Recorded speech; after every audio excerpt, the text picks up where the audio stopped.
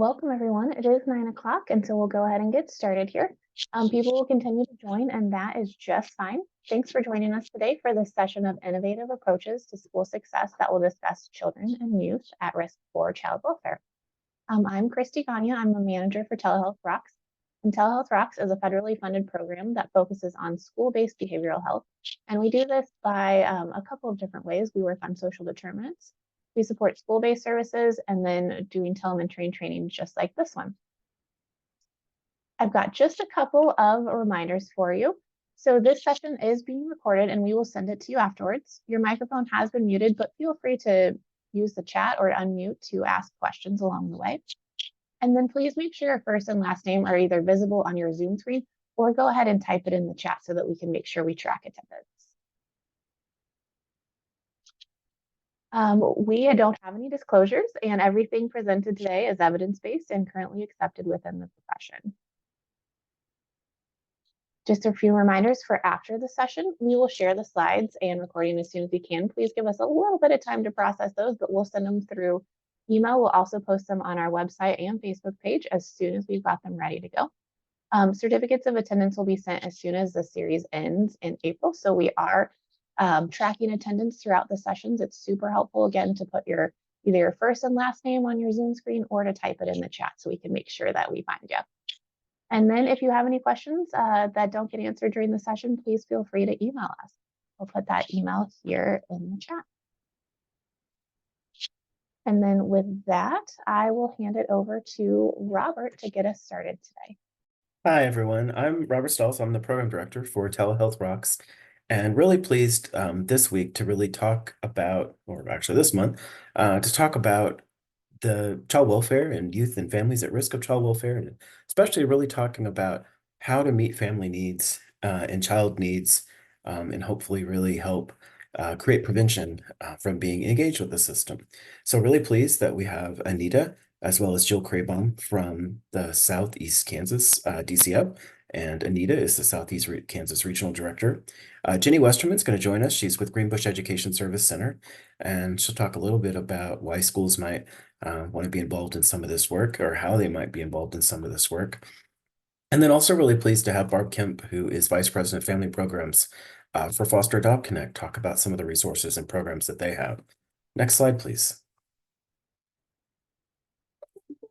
So just a little background, Telehealth Rocks is a program out of the University of Kansas Medical Center, but it's really a program that works on partnership and on collaborative work. And so really excited to talk about some of the collaborative work that we're doing today. Next slide.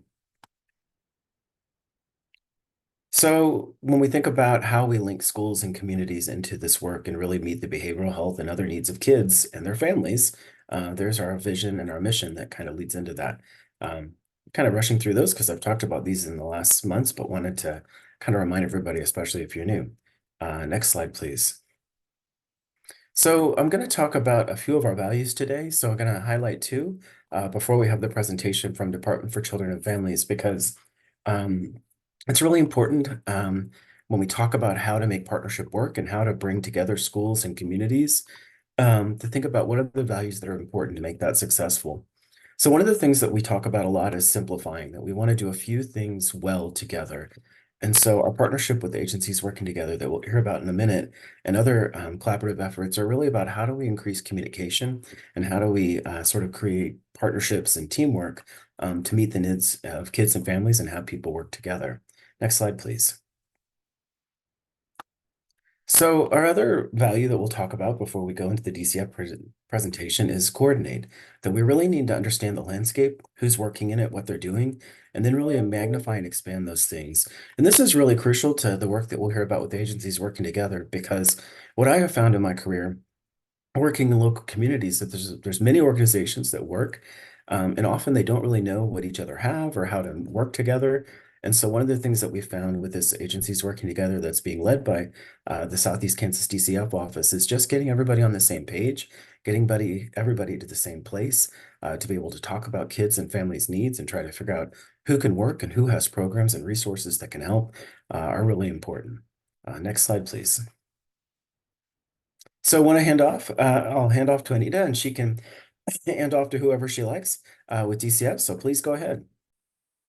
Thank you, Robert, and thank you for sharing your space with us today. I see some familiar names over in the chat. So some of our community mental health center partners, it's been around a long time and may remember the old wraparound model. I think it was Can Focus that kind of ages me a little bit.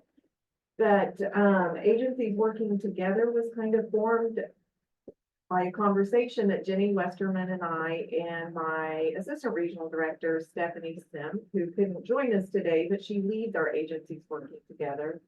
And Jill all had a conversation about how can we mimic kind of the wraparound using technology. And so we started talking about Microsoft Teams as a mechanism to do some wraparound. So first I want to show the why this work is important.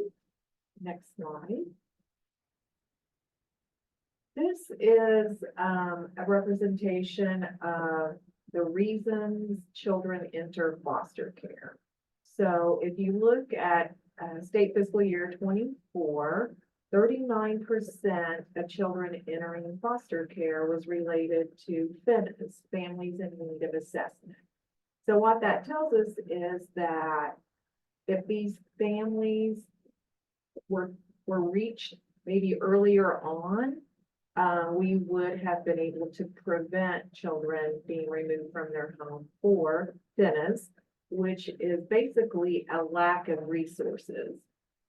It could be housing, utilities, bed bugs, behavioral health unmet needs. So there's a wide variety of why a child could come into foster care because of this.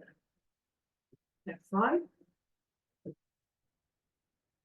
So the Protection Report Center receives a little over 91,000 reports. That was for last fiscal year. We know that education personnel is the highest reporter at 24%, and we know, that's for a very good reason. Schools are most closely connected to children and families. They spend a great deal of time with children and families. And so we appreciate the partnership. And we know that you need as many resources as you can, and we're working very hard to partner with our schools and our other community agencies to meet those needs. So in 2023, 39% again were related to FINAS, which I've already shared, and in Southeast Kansas, 73% of removals were not requested by DCF. So just a little quick overview of how the system works. If a child comes to our attention, either through PRC or sometimes police protected custody, we go out and assess. And if we believe that we can wrap services around a family and keep that child with their family or with a relative, we make a recommendation to the court. The court can either take that recommendation and follow our safety plan, or they can remove a child and place it into foster care. In 2023, 73% of the removals were not requested by DCF. So that's a big red flag that we need to do better on the prevention end so that we don't end up in court. Next slide.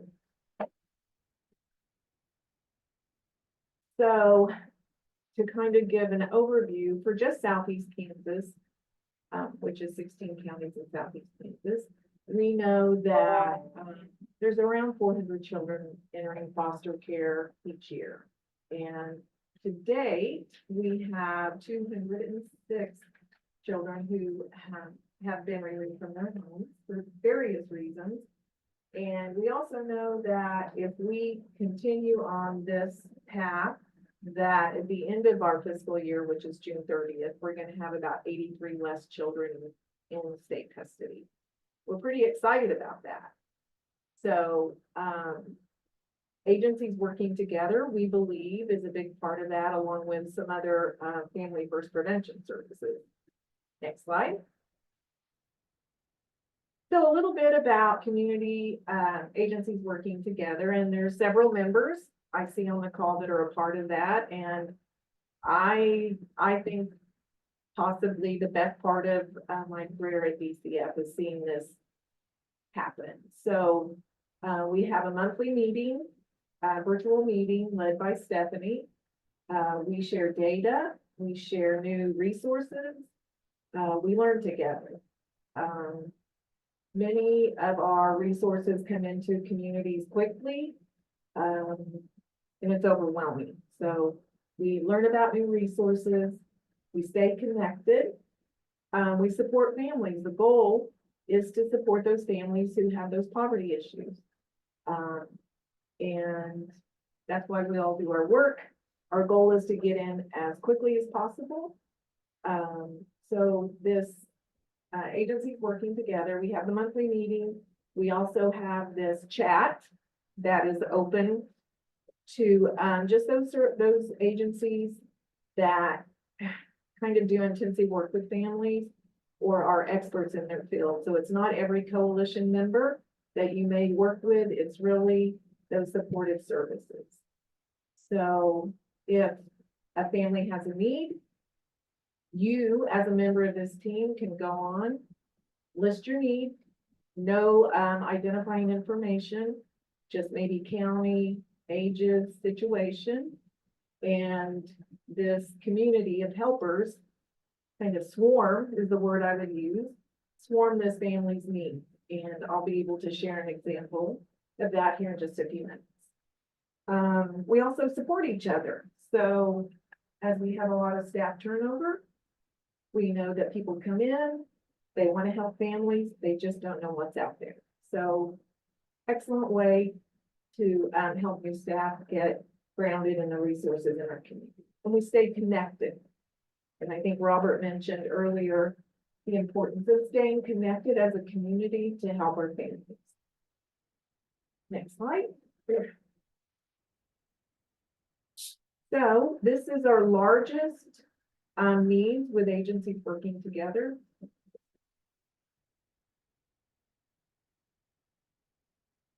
No surprise that housing is our #1 need. It's so important to a family's stability. Lots of issues around housing, lack of housing, substandard housing. So that's the highest. Behavioral health, no surprise there. I think that there's a misconception that if a child needs behavioral health services, referring them to DCF or the PRC will get them services quicker. As I think many of us know, our mental health providers are on here. That slows things down. Children don't get services quicker when they go to foster care. Utilities, another huge need. And collectively working together, we can all contribute that.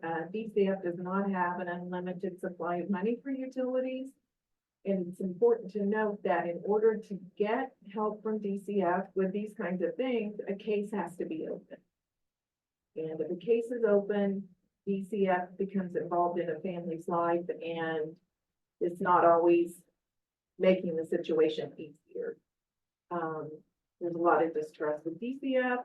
We know the schools are trusted more than DCF, and so we want to help support schools meet all of these needs.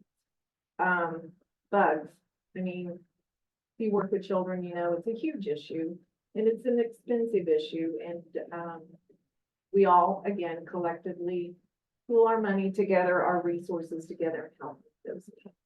Some of our needs are from grandparents trying to take care of their grandchildren, food, healthcare, parenting, home goods, but those top 4 right there are probably our biggest need, and I will share an example. Next slide. Jill and Jenny, if I misstate anything or overlook anything, please jump in. Stephanie usually does this presentation. She does it very well, so I'm kind of pinch hitting for her. So here's an example.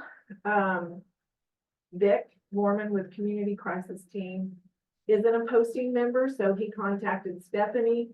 She presented this scenario to our agencies working together. So this is a typical need for a family.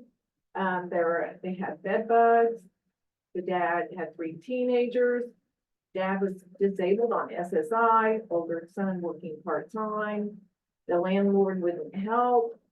The MCO, or managed care organization, didn't cover the expense of bed bugs. The bug treatment company, had agreed to reduce the charge to $2,200. So Vic was asking if there was any agencies that could help this family. He had $800 to help towards the bill. So that was posted at 9:14. And by, looks like we had 35 responses. And it looked like by 11:30, that family's needs were met. Some other resources that were put towards this family was helping the kids apply for some sort of benefit because the father was disabled. I believe Jill and Jenny, if you can remember this family. It was What- SSI, Yes, Anita. It was SSI. I Oh. tell this story a lot. yes, yes. So we helped with many things with this family. DCF helped get his application for LEAP, I believe. We got some food assistance. Got the kids on Medicaid. Yes, that is so huge for kids to have medical care. And if they have a medical card, there's a number on the back, which I learned through agencies working together, that if a child has a medical card, there is care coordination offered on the back of that card. It doesn't automatically come as a benefit. You have to call and ask for it. There's just so many resources that can be used with a family. Another example was a mother with a couple of kids, I think, in Ottawa, that they couldn't pay their utility bill. One of the kids had asthma. The person on our agency working together said that was a medical need, check with your MCO. As a matter of fact, the MCO could help with the utility bill because the child needed the breathing treatments for their asthma. So it's phenomenal to see all the ins and outs that we cannot be experts at, that somebody on this team is. So, next slide. How schools can help. We want to support you early on in a family's life. I think our connection with Robert is one of those things that just happen when the stars align. They have community health workers that are working with the school. We have Respond to Advocates. Our community mental health centers, of course, have mental health in school. Greenbush, which if you're not familiar with Jenny's a great resource, and she's gonna help us answer some questions later on. So again, it's the amount of resources in a community are so complex and ever changing. This agency working together really helps us all stay connected. If you're not aware, 1-800-Children is an organization that has resource lists that you can tap into. It's also a 24-hour, 7-day-a-week helpline for parents. We also have our Family Mobile Crisis Helpline. That number's listed on the screen, that any family member, anybody can use to call if they're having a mental health crisis.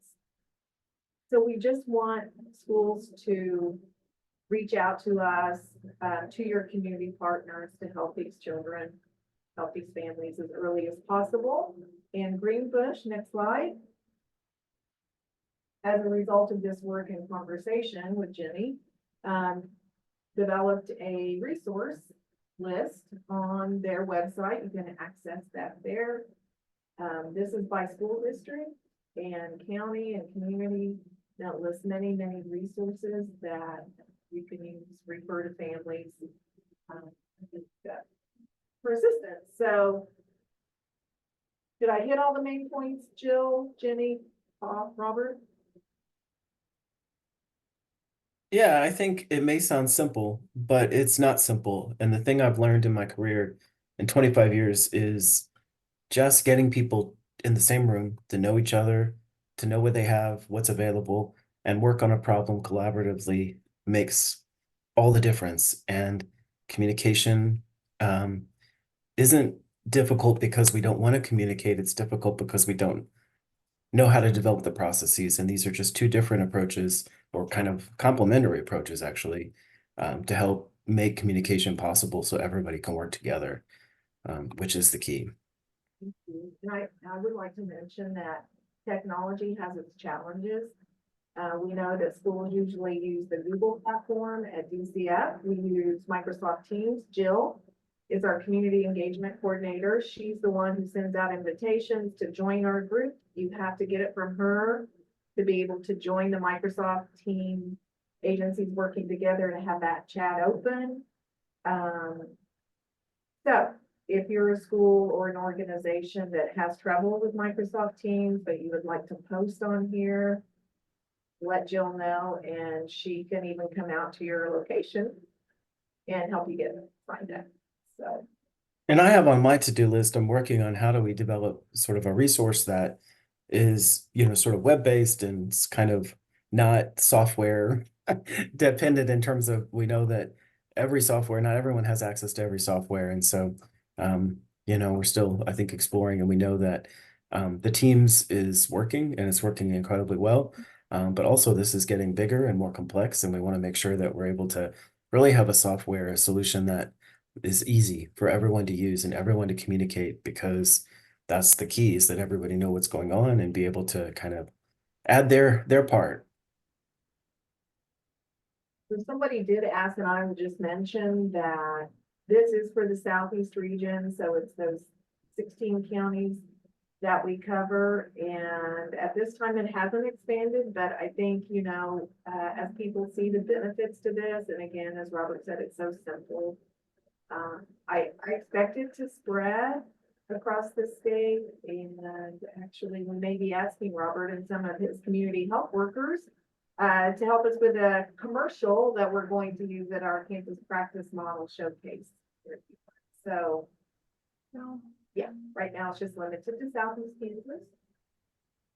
But to be real honest, we've gotten referrals from all over the state, and we just some of us just help direct them toward the appropriate resources, because I seriously do not know all the resources in Goodland, Kansas, but at least we can point them to and encourage them to work with their partners. So I think there's a want out there to have something like this across the state. I think there's a need. I mean, I think we just look at how many we deal with. I mean, the chat has been busy this morning already. So, Stay tuned. That's what we're gonna say. Stay tuned. And we tuned. certainly, one of the things that we're talking about are some of these approaches that we're taking in one location, because we're here to help everyone. And if you're interested in doing something like this or beginning something like this in your community, we're certainly here to kind of tell you how we did it, walk through the steps, help you problem solve. That's what these echoes are about, is really helping people think about how they could do similar things or how they could meet needs in their community. Maybe you have a great idea we haven't even thought of. Christy, I think we're ready for the next slide. So just really quickly, just want to make sure that people have a chance to ask any questions, or if there's something about the model or the approach that you don't understand, please feel free to unmute or type in the chat. And as we're waiting to hear from you, let's go on to the next slide. So are there any questions that people on the call on the Echo have before we kind of go into some of the questions we've come up with? Can I make a quick observation, Robert? Sure. I think it's really wonderful to see that we're on track as a state to have 83 less kids in custody this year. And I have seen Anita, and I have seen Jill, and I have seen so many people from DCF getting so involved in all of these community organizations. and working with the family resource advocates and the community health workers and just all of the coordination that has happened. And because more people know what is out there and how to help families and get them connected with resources, I just can't help but feel like that, less kids in custody is a direct result of the work, the partnerships that are happening. It's just a really exciting thing to see. So thank you, Anita, for all the work your group is doing. Thank you, Melinda. And I have to say, we have funding, and we're very fortunate to have funding that allows us to kind of innovate and try some of these ideas in Southeast Kansas. We at Telehealth Rocks, but DCF has taken this on without additional funding, and we really appreciate their commitment. But also, the commitment is because we know that we want every child that needs to be protected to be protected. I will say this: I'm not a DCF person, but I think we all care about kids, and we all want best for kids. But we also know that if we can intervene earlier, we can help families so that they don't end up and the child doesn't end up having a traumatic experience. Not every kid, we can intervene early. We can help families with their needs. We can help get resources together. But we understand that this is just adding a prevention component to the work to protect and meet the needs of all kids. So wanted to ask a couple questions before we move into the next part of our presentation. I'm really interested, the thing I hear constantly is we want schools to know about this. We know that schools are struggling with kids' needs. And so just really curious about, how can schools be involved and how can the involvement of schools in kind of working and bringing things to, all the different organizations that work together and agencies working together, how can that help kids and families?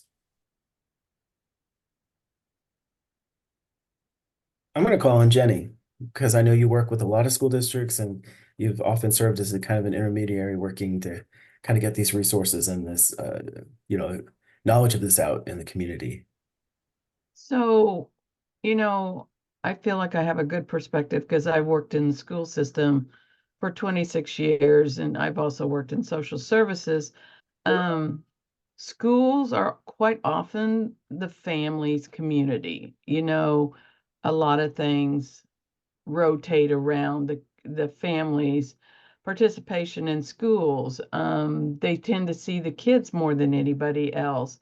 And so I feel like they're super important because sometimes they're the first ones to see, problems. Sometimes they're the first ones to hear about it. And I just wish we had more involvement with them reaching out for help, to deal with, hey, we're pretty sure their utilities have been turned off, but sometimes I feel like school is kind of a closed institution and they tend to, and I was guilty of this when I worked for a school. We try and fix things within our own house. And I really feel like the more people that have expertise in a lot of different areas that can be brought in to help, the quicker things get handled. And then possibly Anita and her group never get called because it's been resolved. And the other thing is no one person can know every resource in Southeast Kansas. And so the meeting of the minds during our chat is pretty amazing. And not only are those people helping, but we're all learning at the same time that this could be a resource. And so we all wish schools would be more involved. We don't ask for names, just the general locality so we know what resources to put in. And then I really feel like those individuals that participate could go back and then help, say, like in a SIT meeting or, when they have meetings on concerns with kids. I just feel like we're adding knowledge to everybody that participates. I'd like to follow up on that quickly. We know schools call PRC because they're worried about a family. They know that if they call PRC, that somebody at DCF is going to go out and take a look at that family. If a call comes in and it is a family in need of assessment, we generally have about 7 days to go out and assess the family. And that 7 days, you know, if a family's at a critical point, that's a long time. So agencies working together, the beauty is that it's immediate. So a school has a worry about a child or a family, they put that on there before the end of the day. I would say that they'll have a pretty good list of resources. Somebody did ask in chat, schools they run across difficulty with DCF resources being full. That is very true. We do have limits on our family preservation, on our family first services. But the important piece to know about that is for us to help through family first or family preservation, we have to open a case. And that's traumatic for a family. Again, taking time off work to attend meetings, advocating on behalf of yourself, kind of puts them on the defensive. All kinds of reasons why DCF doesn't like to open a case on a family unless we absolutely have to, because we know all of these community resources exist without a referral to DCF. So our goal is to get teachers, community members, counselors, quick access to resources, not having to call the PRC. Absolutely want to get involved in a family's life if there's a safety concern, if there's abuse or neglect. We want our staff to focus on those cases, and when we have so many FINAs coming in, our staff get pulled away from the more serious, intensive situations. So again, we want this to be quick, easy, and supportive for you and your family. And I'd like to add something there is there are a lot of us that are on agencies working together that can go out pretty quickly. A lot of times we will put in the chat, hey, send me an email. This sounds like something I can help with. Or I know, and there are a lot of agencies in Southeast Kansas that can do home visits. And so quite often there's a number of us that can get out there faster and do direct service with the family right then and there.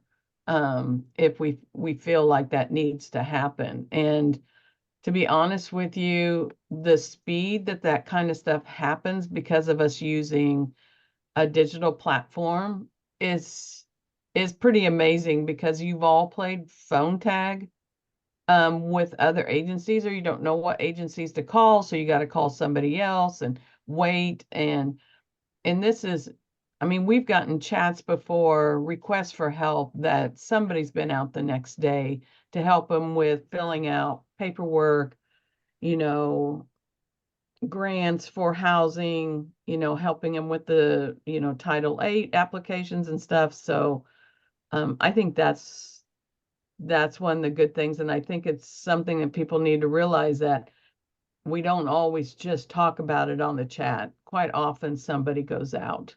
Well, thank you so much. I really appreciate it. And I know we could talk about all this all day, because we're all so excited by this work. But I do want to move us into the next part of our discussion. And please, next slide. So really, you know, the other thing is we want to really focus on all kids. And we heard last time about kids involved with justice system or at risk of that. And we really also believe that we want those at risk or involved with the child welfare system. Next slide, please. And then we want to really create new models. So we just heard about agencies working together, but want to talk about a lot of the work that FosterAdopt Connect does. So I want to hand off, please, next slide, to Barb Kemp with FosterAdopt Connect, and thank her for coming to talk a little bit about their work and about their partnership. They've just opened an office in Southeast Kansas as well, and we're really excited by that. So please go ahead, Barb. Well, thank you. I do have a lot of slides because I wanted you to have as much information as possible. So I will be going through them very quickly, but not covering all of them. And we'll send these out afterwards, so everybody can look at all the different programs that I think you have such amazing programs. So sorry to interrupt. No problem. Next slide. I think one of the great things about this agency is how it morphed out of really a support group of foster parents. And so it was a group of fosters and adoptive parents who kind of came together for potlucks, and they were supporting each other. And from that, it kind of morphed into a nonprofit. They were finding that there were gaps in services, things that they weren't getting. And that is what came to FosterAdopt Connect. Some people who may have been around for a long time, we did have another name, used to be the Midwest Foster Care and Adoption Association. But in 2016, we did change our name to FosterAdopt Connect because we were developing a lot of different programs. And that name fit kind of the new beginning as we were changing and coming up with different programming. Next slide. So what we do is I like to describe our program as kind of on the continuum of child welfare. FosterAdopt Connect provides services along the continuum of the child welfare. So we work with from prevention all the way through kids who have left foster care and families that have adopted. Next slide. So within Kansas, we have an office in Kansas City, Kansas, office in Pittsburgh. We have 9 locations in Missouri. We will be expanding in Kansas some more in the near future. But one of the foundations is our Sammy's Window. That is a clothing closet, resource center. Some of our bigger Sammy's Windows also have food pantries, but it is a place for, you can go to the next slide. It's a place, clothing closet, where families sometimes get children placement in the middle of the night, or you might get, I just got twins, 3-year-old twins. I don't have pajamas. I don't have clothing. They can go and get resources, hygiene items, sometimes baby items, whether that's different things. I need a high chair. I need things like that. Our Sammy's Window are able to get that. Next slide. We also do different clothing drive. We'll do underwear drives, socks, underwear, things like that throughout the year. These are just some of the pictures of some of our bigger ones. Next slide. One of our prevention programs, and we're super excited to be able to bring this back to Kansas, is our Kinship Navigator program. Next slide. This is a program that works with families who are caring for children that are not their own. We will be providing this in the Kansas City metro area, as well as in the Pittsburgh area. Next slide. We work with families to help them with the basic resources. Sometimes it may be childcare, it may be helping to enroll in school, it may be legal services. Sometimes we work a lot with informal families. So those kids who are not in care, it may be grandma is caring for her grandchildren. She doesn't have any legal custody, which has a lot of issues with it. So it may be helping to tie her with an attorney if she needs guardianship. But the main goal of this program is to keep those kids out of foster care and to keep them intact with that family. Next slide. So again, this is just the requirements. Children have to be living in the home. The biological parents can't live in the home with them. And we do work a program with the family. So we work on goals with that caregiver. The caregiver has to be willing to work that program. Next slide. So another one of the programs that we offer in Kansas is Community Connections Youth Thrive. Next slide. This is a program for youth ages 17 to 24. We work with youth who are aging out of foster care or who have aged out of foster care. Next slide. We provide this in Johnson, Wyandotte, Douglas, Shawnee County, as well as Reno County, which is down near Hutchinson. It's open to youth that are in transition out of care. They need to be motivated to work on goals. Again, we work on goals. Next slide. We work with youth on certain domains, such as housing, employment, social supports, mental health, transportation, education. Next slide. One of the great things about this program is also a match savings program. So we're able to help match a savings. Some kids can put that towards a car, they can put that towards housing. There are different components to that. Next slide. Another program that we offer in Kansas, we also offer this in the Kansas City area and in Pittsburgh, is our behavioral interventionist program. It is commonly referred to as BI. So if you hear of BI, this is that program. Next slide. BI was really the concept of our CEO, Lori Ross. It launched in 2014. It was an alternative to residential care, was to keep kids in their placement. And so it started with kind of a small pilot program. It has grown tremendously. We also are replicating this we've replicated within Kansas with some other agencies. We also have some replication with some agencies in Oklahoma. Next slide. So how the BI program works, BI provides in-home one-on-one trauma-informed services to youth who require behavioral management. So the child can stay in that home to build attachments with caregivers. One of the things that we do know is that trauma impacts the brain. And what BI work does is they work on neurostem activities to try and repair some of that brain trauma. Next slide. And this just talks about the population served. There has to be a history of trauma. And this just gives you a little bit more information on that. Next slide. Eligibility, we serve youth 3 to 18. Some of the frequent behaviors. We do not serve youth in the school, but this is a home-based services. Next slide. Goals of the program is placement stability, improve behavioral emotional functioning, increase the child's independence, and reduce the amount of time spent in a hospital or residential treatment facility. Next slide. This is some of the elements of the model that goes over kind of what BI does. Next slide.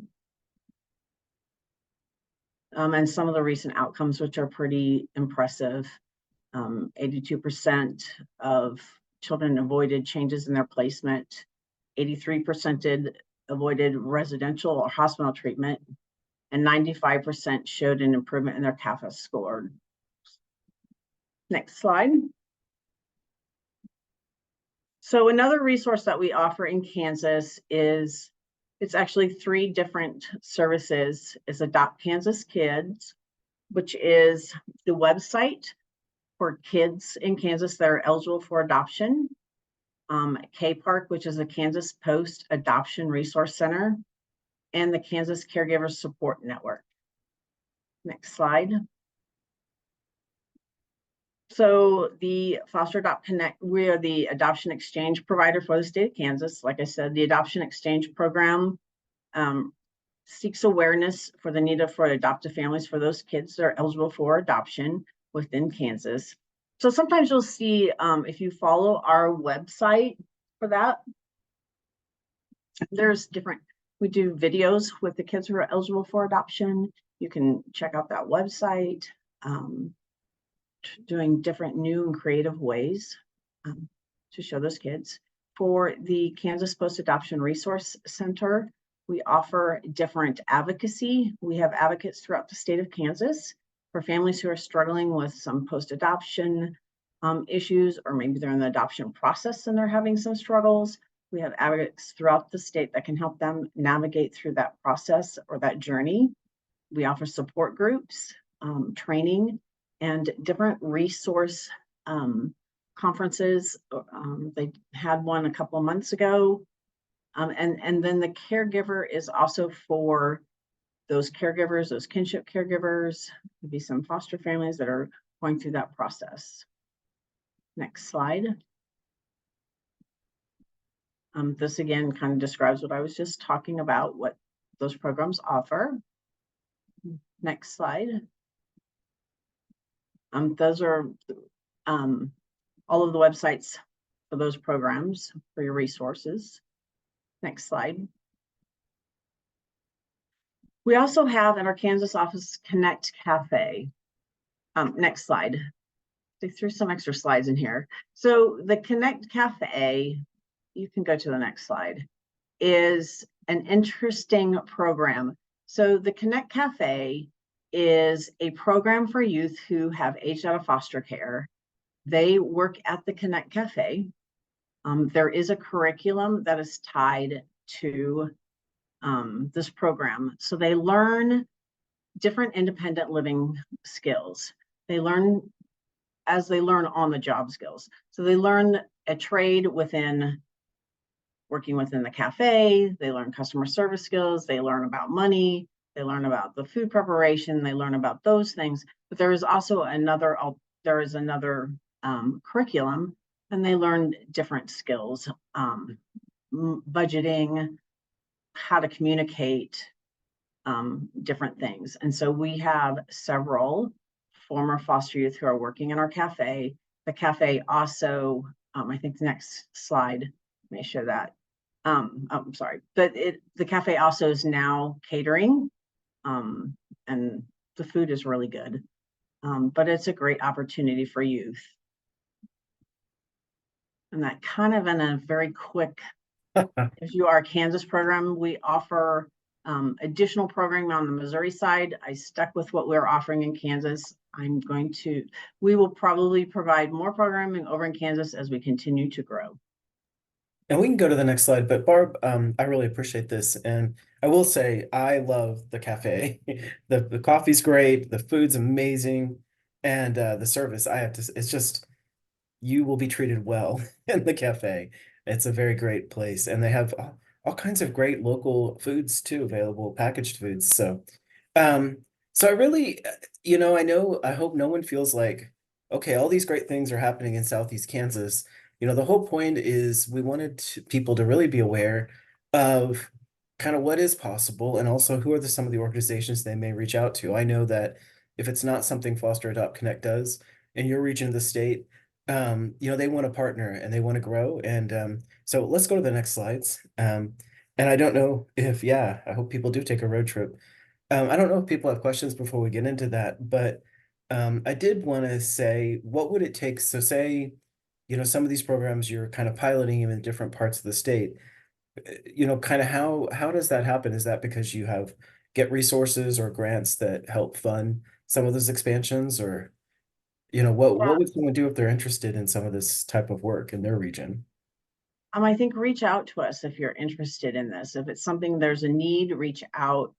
I can't probably sing enough praise about our CEO. She's pretty incredible. But if there's a need to reach out to us, we look for funding. And sometimes if we can get that funding, we can bring that service. Sometimes, identifying that, like I said, finding that funding source. And then where there's a need, we usually look for that funding source, and that's how we bring that in. And I'm really curious, what do you think from your perspective, because you work from a really interesting perspective of families and youth and children involved in the system often. What do you think is important for schools to know, or how can schools support, the families that your organization works with? I think just like agencies working together, I think the earlier we get in and work with families, the better it is for families. So whether that's, if you don't work in the Southeast, you can call our agency. If we have something, we'll plug them in or find something. If you work in the Southeast, agencies together, I have to sing the praises because it doesn't exist anywhere else. It is an incredible networking collaboration. But I think as you see, the schools see things before anyone else sees anything. So when you see something, to reach out, because that can be that first intervention, and we can provide things for families way upstream. That's my terminology there, that upstream, that is prevention work. And that is where we can help families. And that is where we can prevent that trauma of foster care, the trauma of abuse and neglect, is if we can help families way ahead. And schools are the ones that see that. And so if you don't know, don't hesitate to reach out and call. And I think even on, if you're in the Southeast, even if you do, I have a family, this is what I think, just throw that out there. And if you're in the Southeast, throw that out there in the agencies working together. I don't know what's going on. Throw that out there because you'll get a lot of responses, or someone will come help you or call you. If you're in Kansas, you can reach out to our website and someone will call you back. We have advocates across the state when we can call you back, and we will walk through it with you and we will find a resource. And Melissa Murray, who's from Coffeyville, I just happen to know that. I don't know where everyone's from. She asked about Sammy's Closet. Is there one in Southeast Kansas yet, or is that something you're... We have a very tiny one in our Pittsburgh office. Hopefully we will get a bigger office in the Southeast and we will be able to offer a bigger one. But we do have some items in there. Yep. And I know there's a lot of school districts that work on and keep food and clothing. So I think even if not specifically for that purpose, but even if you have questions about kind of how to run something like that that's accessible to families who may have socioeconomic needs, whether it's families that are taking care of a child that all of a sudden is dropped in their lap and they're 3 years old and they don't even have a change, they have a change of diapers and that's about it. Certainly you should reach out to Foster Adopt Connect, but one of the things and what I love about this work is everybody is here to support and help each other. And in this series, I hope everybody feels very free to reach out to any of the organizations, or certainly to reach out to us, because we're presenting this stuff because if these are things you're struggling with and you want to talk to somebody that's done it, everybody is going to be willing to talk to you and work with you and help you and provide you advice on anything. So I think we've really hit really well on some of the approaches you take, such as Sammy's Closet or the cafe, to help families and children kind of meet their goals and needs. But if there's one piece of advice that you're going to offer to someone in a school or community that really wants to impact kids and families that are facing similar issues, that are either at risk of the system or involved with the system, and I'm going to ask first Barb to talk, but then I'm going to ask Anita and Jenny and Jill to kind of weigh in as we finish up. What do you think is the most important thing for families that are sort of kind of dealing with either in crisis and at risk of foster care or child welfare involvement, or involved with the system and want to do what's best for the kid, or want to have figure out how to best meet needs? So Barb, I don't know what your thoughts are. Kind of what do you think is most important? I've been doing this for decades and decades. I think early intervention, I think being proactive rather than reactive, better fits families, and is better for kids. And so I think never being afraid to reach out and to offer for families, I think it's always better to offer assistance. And sometimes I think, Bruce Perry says it well. Instead of always thinking what's wrong with you, to always look at it through the lenses, what has happened to you. We don't know everyone's story. And so just to remember, a lot of times in almost every situation, there's a story behind the situation. And we don't know that story. So Jenny or Anita or Jill, what do you think is important if you were offering one piece of advice to people in a school or community that want to really support families? What would you say is important? I would say reach out to someone in the community, whoever that expert is in resources, because as Barb said, there is so much out there for families and people want to help. We just don't know sometimes where to go. So we're here for you, is what I would say.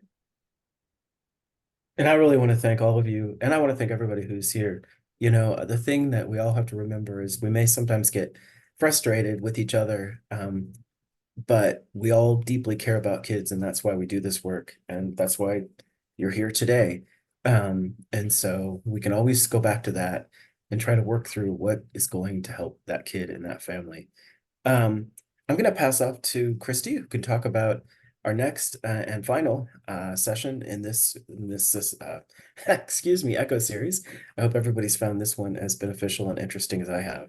Please go ahead, Christy. All right, thank you, Robert. Thank you, everyone, for sharing today about your organizations. It's really exciting to learn about these innovative programs and approaches. And I know I've taken several ideas back, so hopefully people have gathered some ideas as well for how to collaborate. Thank you to everyone who joined us today.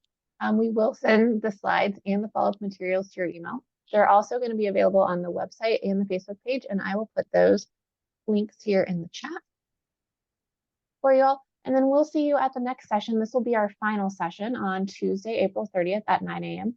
We'll have DECA and Headquarters Kansas here to talk about their approaches for substance use. So thank you, everyone, and have a great rest of your day.